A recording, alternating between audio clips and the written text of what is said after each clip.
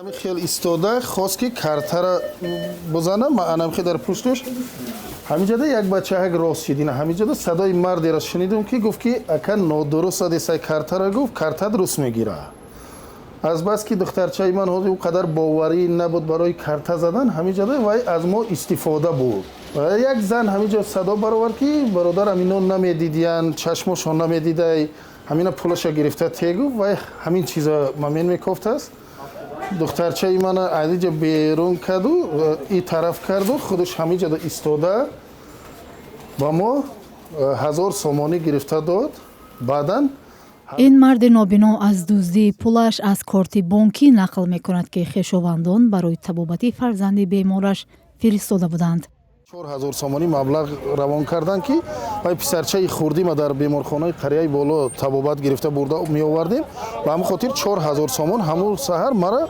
кӯмак карданд. аслиддини 38 сола бо кӯмаки наздикон роҳ меравад. рӯзи воқеа духтараш ӯро ҳамроҳӣ мекард. мегӯяд ҷавон мебоист ки аз корти бонкӣ 3000 сомонии дигарро ҳам гирифта ба ӯ медод, аммо 1000 сомониро гирифта фирор кардааст.